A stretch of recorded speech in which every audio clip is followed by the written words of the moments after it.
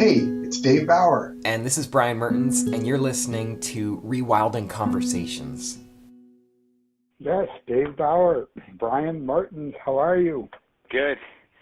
Yep. All right. Nice day to be chatting with you. You got some sun here. Yeah. Just got through planting some new shrubs that the deer will now prepare to eat. We're trying to replenish them as they harvest them. How's that? Nice gardening for the deer. Yeah. I'm smiling as I say that, but yeah. Okay. I just had a wildlife tracking weekend here on the Atlantic coast of Canada, and so spent a couple days just working on finding tracks and animals, and talking about how to look at the different patterns of movement in the tracks on the ground. And it was just really fun. We found a lot of really cool animals, and I'm just feeling connected and glad to be back on the call with you. Yeah, same here. I had a real fun experience. Buffalo has a much more vibrant waterfront on Lake Erie now over the last 5 to 10 years. So I had the pleasure of being down there at a place called Canalside on Thursday, leading one of my creative nature play gigs, and on this particular one focused on the water cycle. And it was just a blast. The little children walk up to the boardwalk with a little container of water and a paintbrush, about a 2-inch wide paintbrush. And I say, go ahead, be Picasso, be an artist, paint me something cool. So there's about 15 or 20 of them on their knees, painting away. And I said, raise your hand as soon as you're done. And they call us over, my 2 colleagues, Maddie and Steph and myself. And as we're talking to them, oohing on about their picture, of course, it's a warm, sunny day. We're lucking out. We were hoping we'd have a warm, sunny day, and the picture begins to disappear. So, magically we say, oh, my gosh, what's going on with your picture? It's your picture of your butterflies disappearing. And then we engage them in this dialogue, playful dialogue about, well, where is it going? And every now and then, one of them stumbles upon a pretty powerful word like, well, it's disappearing. It's evaporating. It's what? It's evaporating. So we build on that, and we build on the next word, and the next word, and the next word, and then we get them all pointing skyward, and we had a beautiful cloudy day, a mix of sun and clouds. So they're pointing to the clouds, saying, that's where the water went. That's where my picture went. And then closing the cycle with a conversation about, so what do you have in your container? And how did that get filled with water? So kind of closing the loop at a very young 3 to 8-year-old age group on the water cycle. It was a blast. We had a blast. Nice. Yeah, it sounds like some good discovery happening there. Yeah. It's what I enjoy a lot. So we hit a bullseye. Nature shined upon us. So what should we talk about today? Do we have something intriguing to challenge ourselves and perhaps satisfying for our listeners? Today we are talking about the blocks to connection, blocks to rewilding, and just, the different things that, stop people from actually getting out into nature and having the really kind of full and vibrant experience that they really want to have. What are those things that people get stopped by, and how can we get around them? Cool. And creative thinking, that's one of the stems that we use when we think we're on to something interesting or we're stuck. We often use that phrase, Brian, what's stopping you? And it just is kind of a non-threatening way to take a look at, what is stopping me? I wonder. So it allows the person, in a non-attack mode to incubate about, what hangs me up? Why don't I do this differently, better, or more? So how would we like to start? Would we like to start with what's stopping us or blocking us as an individual? Because then we could kind of go to the broader lens of the others that we may be in relationship. What's your sense, Brian? Where would you like to start, with the self or with others? Yeah, I think starting with the self would be good. Do you have a vision for where we're going here? Well, yeah, let's go back and forth. Let's tag team each other on the self one. So when I reflect on myself, when I reflect with my team member this morning, Steph, we asked each other a question similar to this. What are some things that stop us from really enjoying the nature we love? And both of us agreed. We have an issue around time, and it surfaces in two ways. Many more than two, but two for this conversation. One being our lives are full. So quantitatively, there doesn't seem to be the amount of time one would love to have if someone was backpacking or in their sit spot or canoeing or tenting in the woods. There'd be way more time. But in our everyday lives, one of the challenges that often can face us is just not enough time. And I think Steph had a nice build on that. Steph said, not making the time, not knowing there's wisdom in making time. I guess in my limited response, and then let's come over to you, Brian. I think a way I overcome that block of not enough time is I try to build as frequently as possible one or two very, very regular pit stops in my week for making the time's there. It's there. I do it. So often my exercise, whether it be cross-country skiing or at this time of year there's a lot of biking, when I know I am in need of some time in nature, I just say, well, hello, you're biking a little bit every day or every other day. Get out there and get some exercise in the fresh air. So building it and having built that into my weekly routine helps me significantly to kind of overcome that time piece. And it's not a lengthy amount of time. It's a 30-minute ride where I don't have to put my bike on a vehicle. I can just jump on it. I've created a route, a loop that takes me in quieter side streets and in a little nature loop that's near my home. And I'm kind of walking myself back in about 30 minutes. I'll often get off my bike and walk the last quarter mile just to wind down and appreciate the moment of the finish of it. So the biking for me, or the regular outdoor exercise, is my effort at building that time in.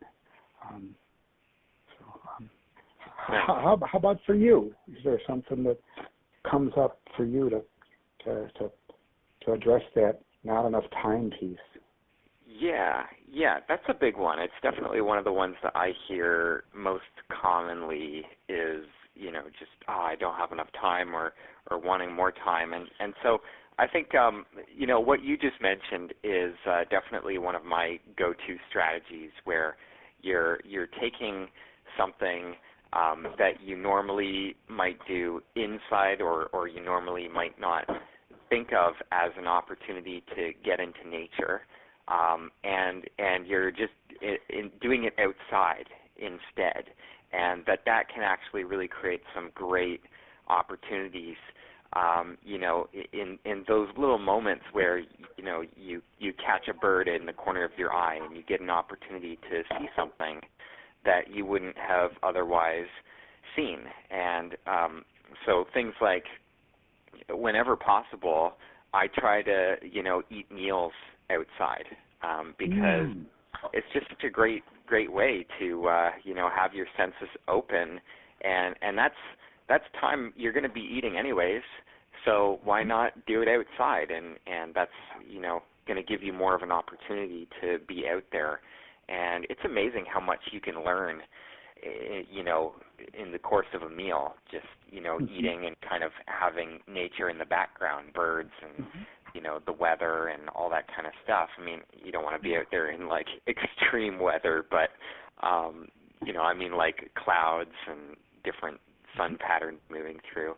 And so that's sort of one thing, like linking your exercise, your, time on the phone, time, just hanging with friends, eating meals, just doing it outside is a great way to, use the time that you already have and just get more out of it. The sort of other way that I kind of approach it is by focusing on the quality of time rather than the quantity of time.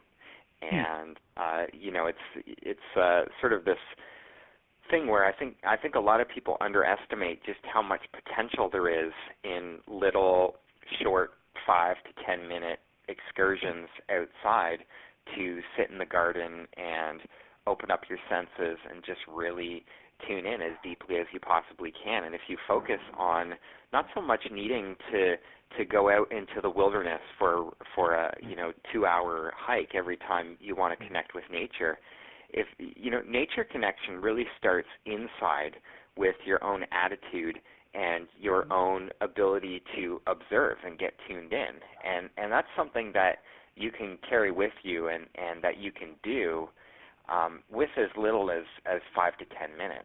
And so it really can be a good way to just incorporate a little bit more. And what I find is that when you start with a little bit, and part of what seems challenging about finding the time for nature is that people make it like this big thing. But if you just say, 5 minutes, I'm just going to do 5 minutes, that's a lot simpler. And you get out there for 5 minutes and suddenly something catches your attention and you end up staying there for 10 minutes. And it's just this really effortless and automatic experience. And so, those are some of the things that I was thinking about there. Yeah. And I'm thinking of a little advice. So one of the things I do as well is kind of a life coaching piece with some folks here in my area. And there's a young man, 28 years old, very busy, has a day job at a local university, and he works in an office, right? And he's got a little kind of cubicle that he works from with no window.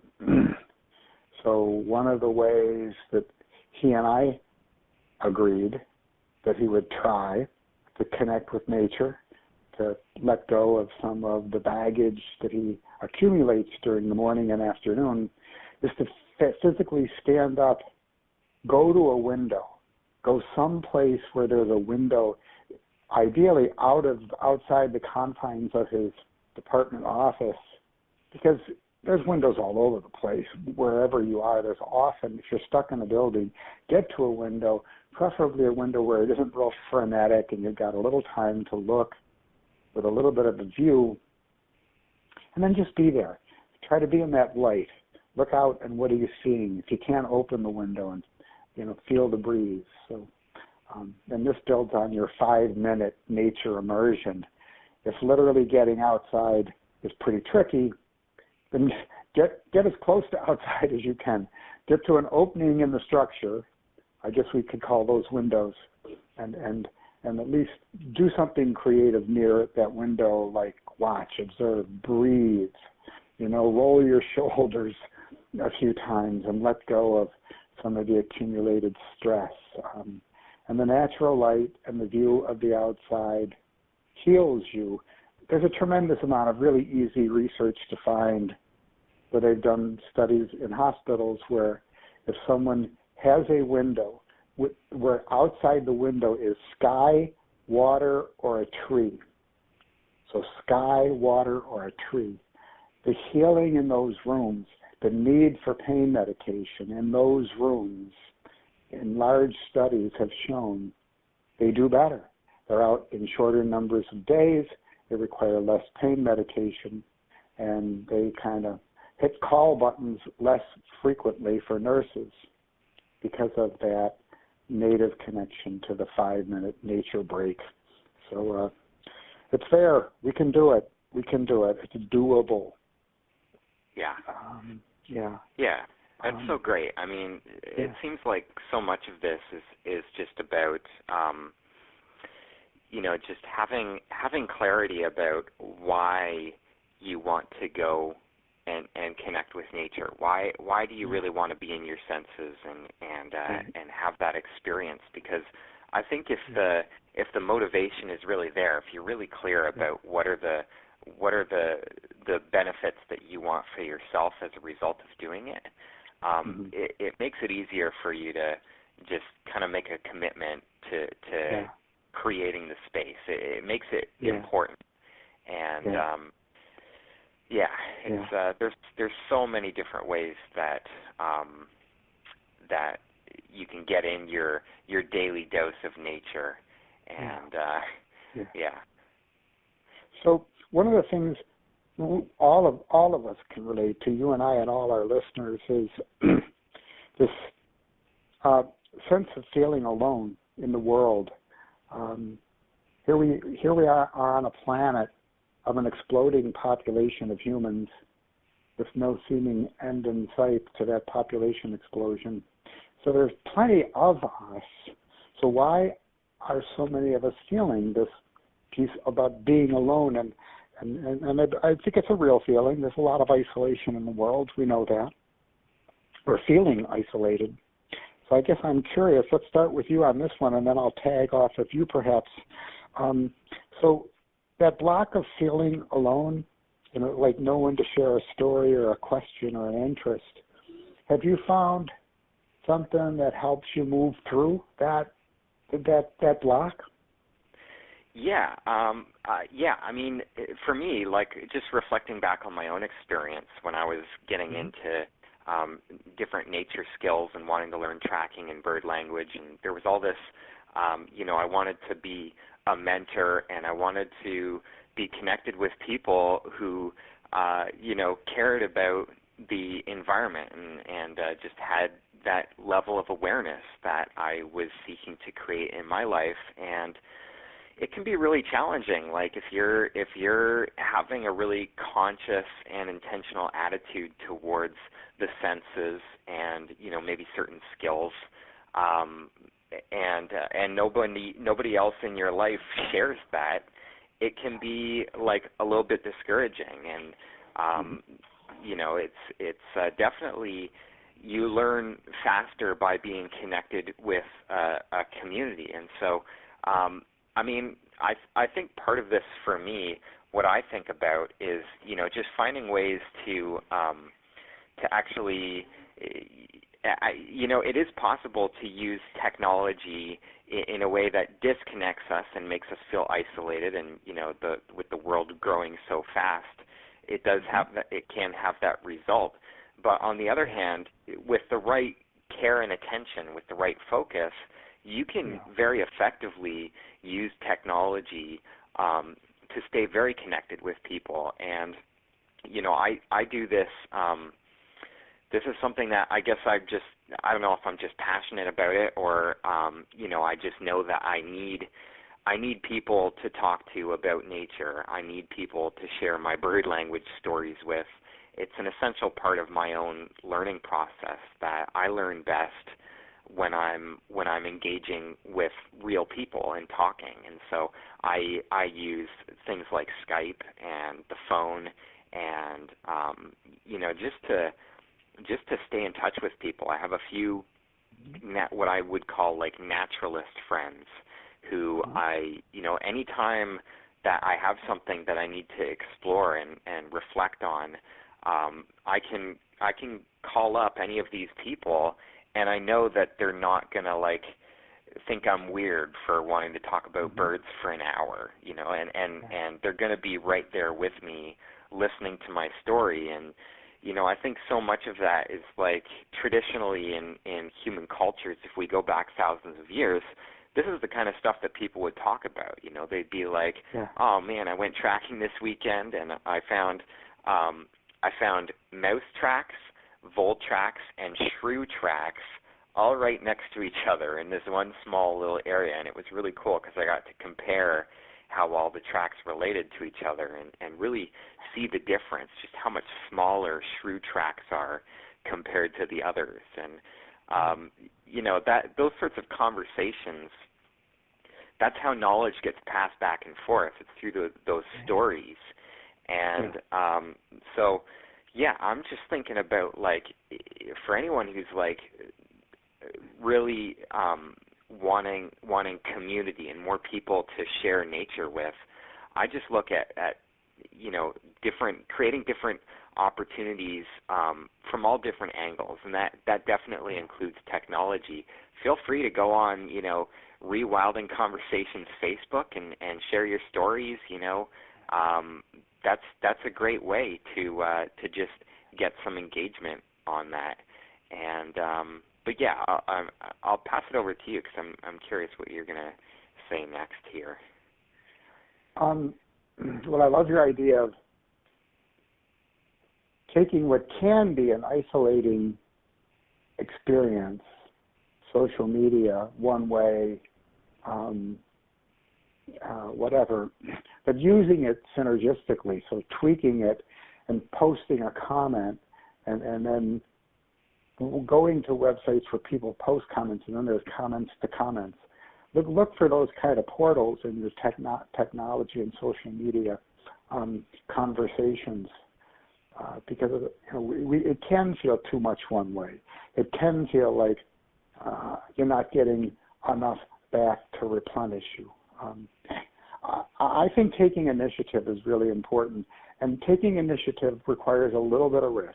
So rather than creating a really big, risky effort, think about some things you natively love. Is it sky? Is it weather? Is it color?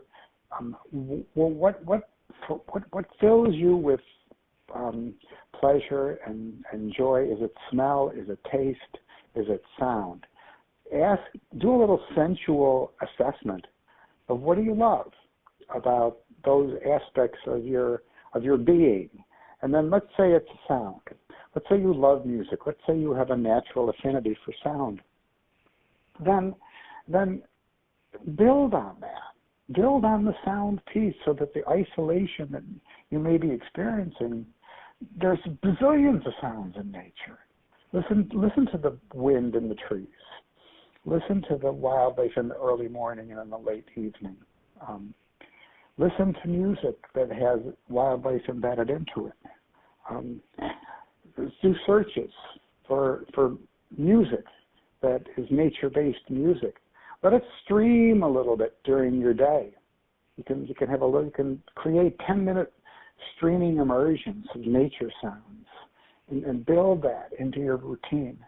If it's in a drive, rather than listen to the frenzy of the daily news, set up your vehicle so that you can easily be listening to the beauty of some elegant naturescapes in the background. You may arrive at work or wherever you're going in a much calmer, more replenished way than if you just dove into your default, oh gosh, I better check the news to see what bizarre thing has gone on today in the world. So I guess the short answer to that one is take the initiative. Start where you find joy. Start where you have capacity and love in terms of a scan of your senses. And then fuel that, feed that, take the first steps. And don't be a passive victim to this world that seems so isolated. Step up. You can do this. This is very doable. So that's kind of my kickback. Nice. Yeah. That's perfect. We have another thing on the list here, just looking at the blocks to rewilding, and it's around this idea of I want to get outside, I want to learn about plants or birds, or I want to just have that rejuvenation time, but I don't know how. It's like this sort of the block of knowledge, and feeling like there's certain ways or certain things that I'm supposed to be learning or doing, and I just don't really know how to approach this. And so, I guess I'll throw this next one over to you and see what's sort of your approach when someone's dealing with the block of I want to connect, but I don't know how. Yeah. Well, okay, you're hitting me where I've got a couple answers, and I'll limit it to my first primal answer. If at all possible, and this may not be possible for some of our listeners, get in the presence of a child, or walk up to your local playground or where children are hanging out, and just observe and watch them in nature. There is no cognitive masters in science immersion that you need. If you're wired to do it. Children natively do it all the time. In the work we do with creative nature play, we actually tell the adult, the parent, the grandparent, the teacher, just get quiet and watch or be with the child. The child, their radar is wide open. They have something that we call lantern consciousness, where they're taking it all in. Whereas you're focusing on some piece of history in your day, you're stuck on a recent failure or something like that is stuck in your psyche. The child comes from a place of wide open sensual immersion, and the language again we use is lantern consciousness. So they're open to lots of it. So just be close, be present with, spend a little time with, and don't feel like you got to lead the kid. In fact, get quiet and just express interest. Hey, what are you noticing? What are you smelling? What are you seeing? Hey, what are you hearing?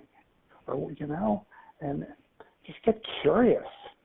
And you may find that that supposed lack of how diminishes because you were kind of looking for a tree that you had to climb that you don't have to climb. You don't have to do that. You just have to look for a rock star in the world of nature mentoring, and that's a child. And that child will open up portals for you, and you'll remember how easy that was.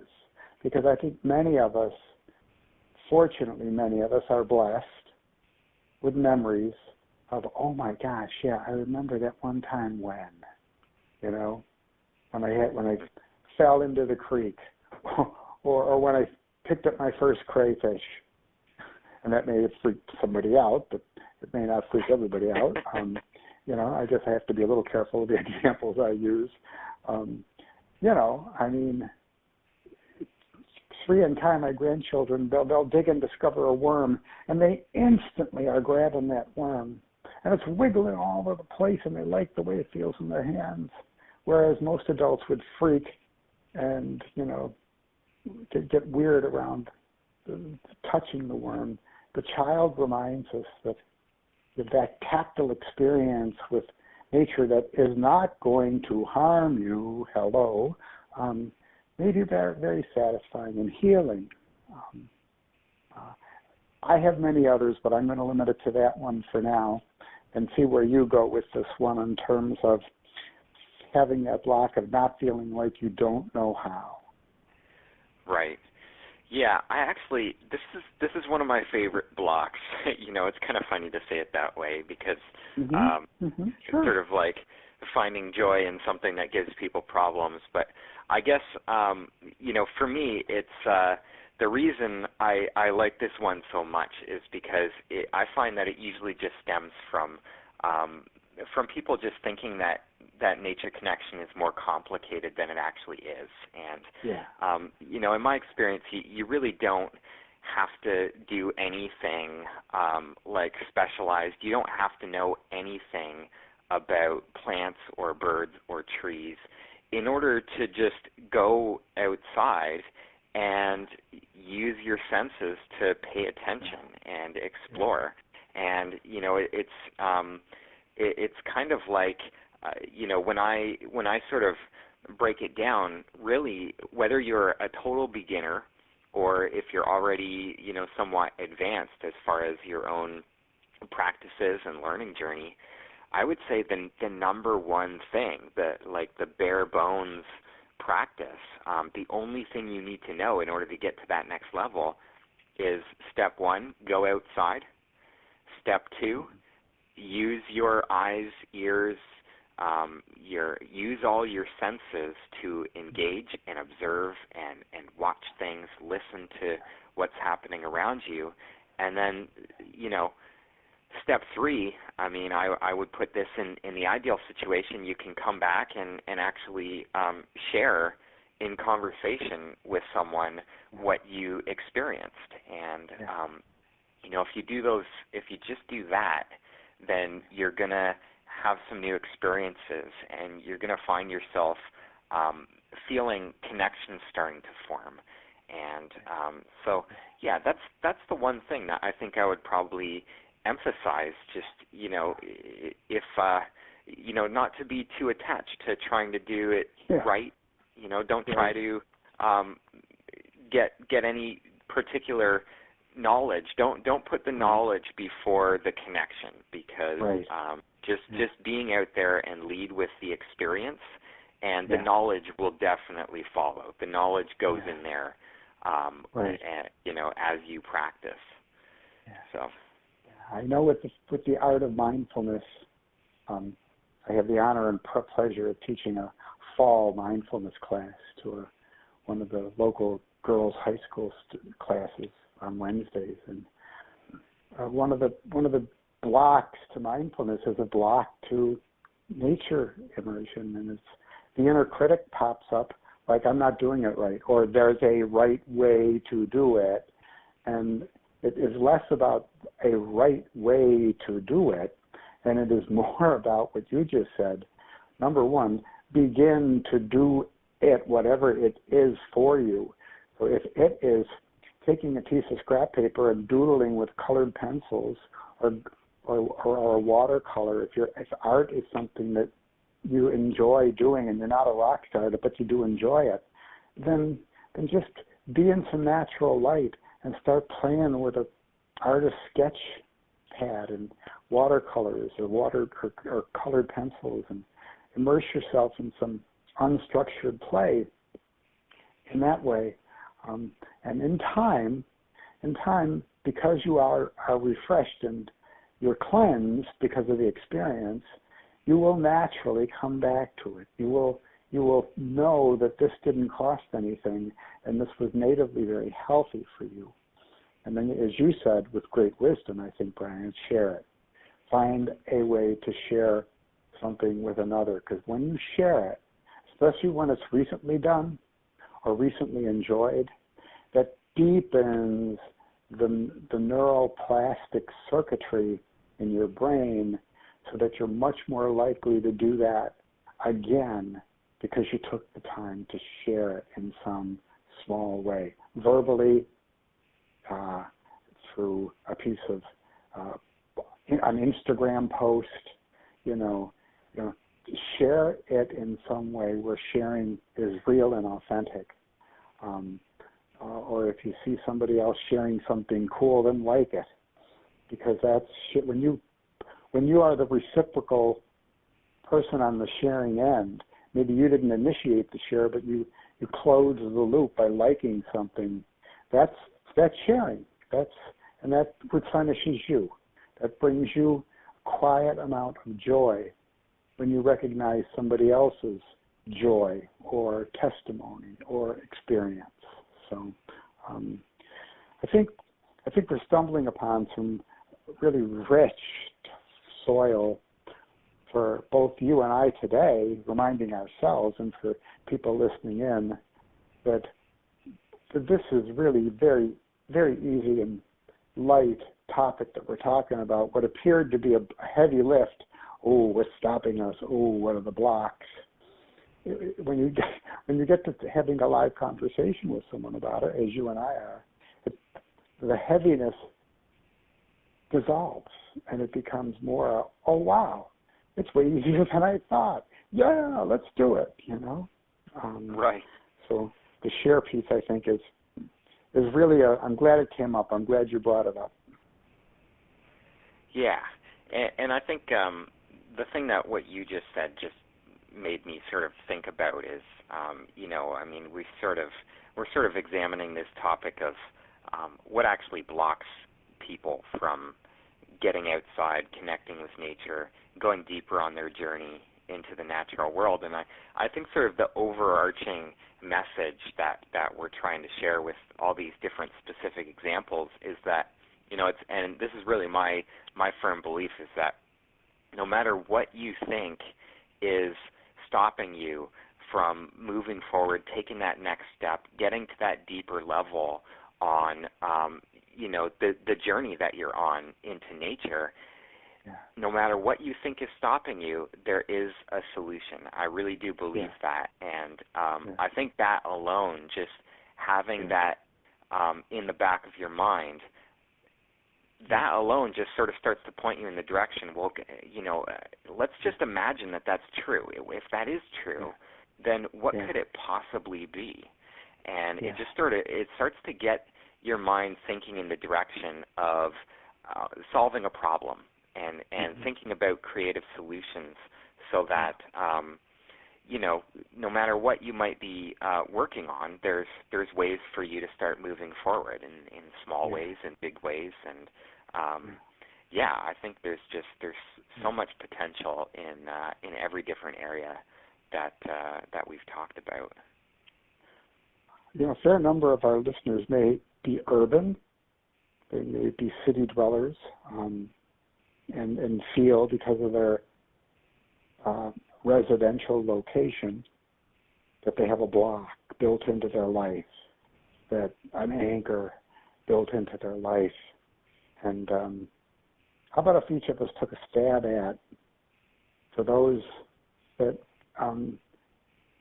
perhaps are surrounded by a lot of pavement and man-made environment, have you found a gimmick, a trick, a way to dissolve a portion of that block so that if you're urban and city, but you seem to have very limited access to nature per se, how might someone like that help dissolve this block a bit? Do you have any thoughts? Yeah, I remember I was attending it was a Qigong seminar in New York City, and I was staying in this place. It was like this really busy street, and it was so funny because in the evening, I started to get interested in like the patterns of a city and just tracking how people were moving through and just different events. And I mean, on a fundamental level, human beings are part of nature, and so anything that you can do to get curious about how things are working, and human psychology is a lot like animal psychology, and in the same way that you might watch a squirrel and get a joy out of just seeing the little personalities in that animal, you can watch people and get that same experience. And so I was in this place, and there were like no trees, and I had to walk a few blocks to get to the place from where I was sleeping in the hostel that I was in. and to the location where the seminar was. And it was so crazy that in the evenings there were just people everywhere, and it was like packed. But then when I went out in the morning, it was like there was nobody around. It was like the place was just deserted. And I looked up, and there were like pigeons flying around, and I was just really watching for what can I actually, if I were having a sit spot here, if I were living here, what can I connect with? And so I think there are opportunities anywhere that you are, even in the middle of a big city. I would just go out there and sit on a bench and watch the people moving by, and seeing that too is an expression of nature, and really for the nature connection side of it, in the mornings it was a really big insight for me to realize that it was really quiet in the mornings actually in this place, and there were birds, and there were house sparrows and pigeons and things that I could watch, and I found lots of great, interesting discoveries just in those few days that I was hanging out there and exploring that landscape. And so I guess that's the one thing, like just to be open and look for your own level of engagement, and just like find something that gets you curious, gets you opening your senses, and follow it. Yeah, I love your suggestion to watch people. We are a fascinating creature. We do remarkably cool things. We do remarkably bizarre things, and we are nature. So we might look at one of the most fascinating creatures on the planet, the human being, and discover some really cool things about us. I think one thing that may help to overcome the block of the urban dwellers, as you've pointed out, there's lots of people often in those settings. So what if you tried an experiment for part of a day that was appropriate? You'd have to do it at an appropriate level. But rather than pass to all the people with your eyes cast down or cast beyond them into this void of nothingness, what if as you walked or moved, you moved just a little bit slower, because you have to be careful, but you looked at faces. Occasionally, you just made eye contact, and you waited, you looked at, would anyone look back? And it may be fascinating to discover that some people do look back, and a warm smile and a nod of your head can be very satisfying and connecting experience.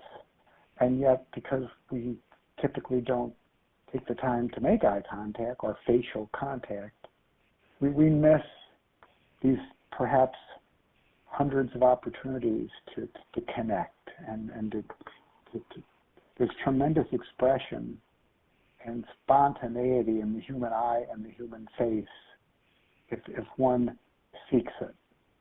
So I guess my tip might be, try for a day, part of a day. If you're out at lunchtime, walking in your urban setting, if you're on your way to work, on your way home from work, maybe even driving and you're at a red light, turn left or right when you know the light's likely to stay red, and look at the face of the person next to you. Well, yeah, it's true, you might get surprised and get a grumpy face back, but every now and then you might get a pleasant look back, and you can give a pleasant look yourself. So creativity and curiosity will always be segues to overcoming any block. So be creative, be curious, and the block may dissolve more easily than you think. Yeah, it's just a world of possibilities out there, and I think that's some good stuff to chew on, some good food for thought, and just always coming back to the idea of, routines, just creating routines in our lives that support us to get outside and get what we need from being out there, whether it's a desire to learn about the plants and, different things that are edible, or, just to open up our senses and experience the world for a few moments.